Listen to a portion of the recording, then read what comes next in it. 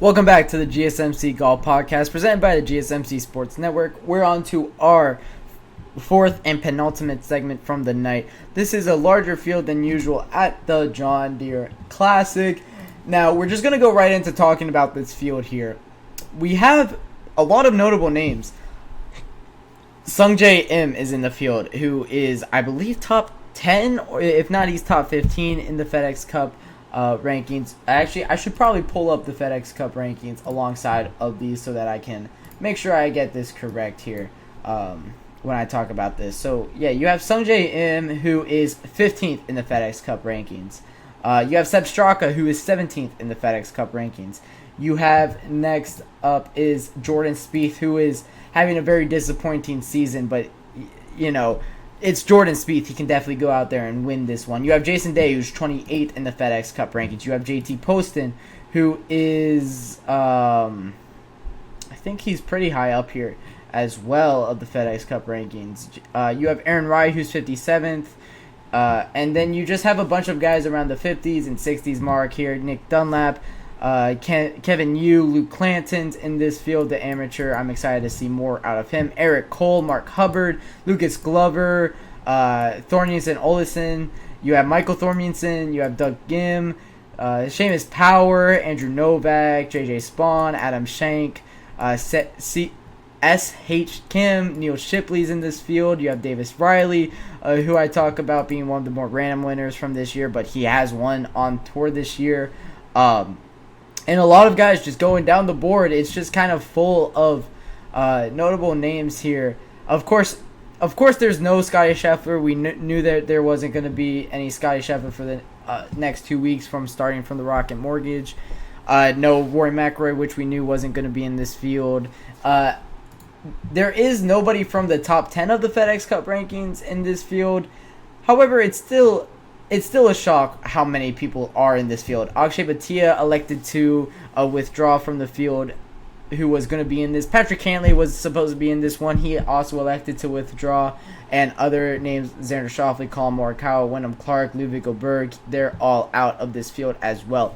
However, we're still seeing a larger field than usual at the John Deere Classic, and I love this, and I think that it is the right decision. Here's what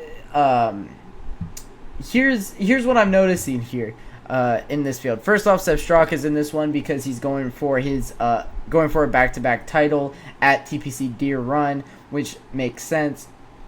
You also have Jordan Spieth, and who has won here, and Sungjae Im, who has played well at the John Deere Classic.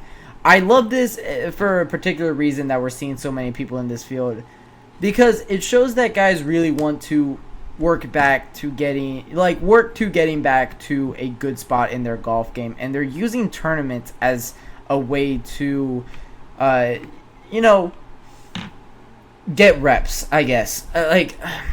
It's a saying in like football that there is nothing like in-game reps. That, why do we see a spring game for college football? It's because you want to give your incoming freshmen and guys that are going to start for the first time, you don't want their first, live game inside of a stadium with a crowd to be that first game of the season, right? That you want like kind of that tune-up a little bit before, and you use spring football to do that, and then you up the intensity as well in fall camp, and you emulate that environment, and you go through real game reps in the spring game. Well, how do you improve a golf game is you go out there on a course. You don't just sit there, at a range working on your shot shapes with a coach right at your back telling you the same things that you've heard since you were 7 years old playing golf, right? You need to go out there and play on tour, and I think and I'm really targeting this conversation towards Jordan Spieth, who is having the worst year of his career by far, I believe, barring it's through injury. So it makes sense, and I apologize, I just hit my mic. I bet that was loud. But for Jordan Spieth, who is 58th right now in the FedEx Cup rankings, first off, he needs to start getting up there in the FedEx Cup rankings. He wants to be there competing in the Tour Championship for that $100 million purse. So you're not going to be able to do that if you're sitting around here leading up to August when those tournaments are happening. But like also for Jordan Spieth, he should be in the Olympics, right? Like to his standards. And when we were looking at this, when it was like 2014, 2015, and he was really coming up for the first time in golf, you felt like he was a mainstay for like the Team USA Ryder Cups and Team USA Olympics for many, many years. And he's fallen back. And he understands that he's falling back, and he knows that he's falling back, and it's disappointing for him. And he wants to get back to competing every single week on tour. He's one of the best talents when he is, on and playing at the level that we all know Jordan Spieth can play at. But I'm not going to hold my breath predicting him to win this one, of course. But still, I wish I saw this more from other guys.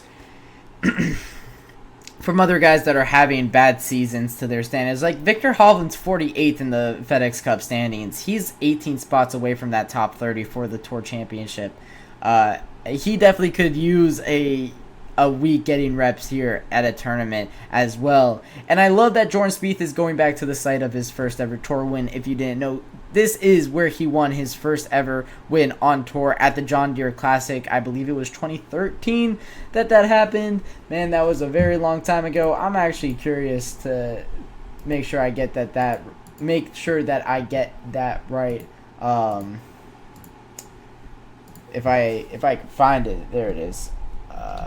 Jordan Spieth. But while I look at this, it's just been very disappointing for him as of late, and hopefully he's able to put together 4 rounds under par, which I don't remember the last time I saw Jordan Spieth get 4 rounds under par. He's won 13 times on tour, but hasn't won in a fairly long time. It's been let's make sure I first off get the right year that he won his first win on tour. Was it 2013?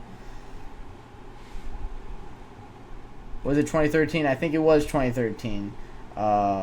Yes, it was.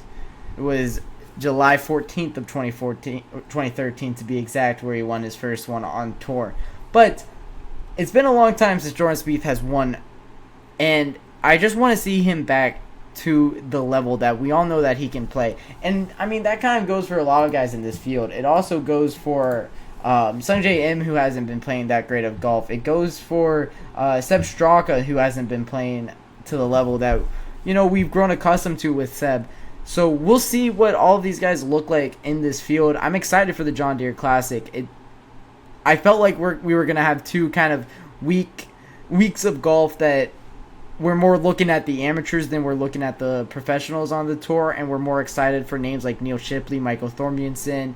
Last week, Miles Russell was probably the most fun name in the entire field for me personally, because if you guys follow my hockey podcast, I talk a lot about prospects, and I love prospects. So it only makes sense for me to talk about the amateurs here in golf, as I love watching guys just kind of grow with their sport, kind of get better and better and better every single week, and growing towards something instead of kind of falling away from something. So like, I'd much rather watch Michael Thormundsen or Neil Shipley right now than probably Jordan Spieth, who is kind of an aging superstar in golf, but he can definitely get back to it, man. He can definitely get back to the form that we all know Jordan Spieth can play out. I'm excited to see him in this field. That'll wrap it up for our 4th segment of the night, talking about a larger field than usual at the John Deere Classic. When I come back from my 4th and final break of the night, we'll be talking about Cameron Young's Sunday meltdown.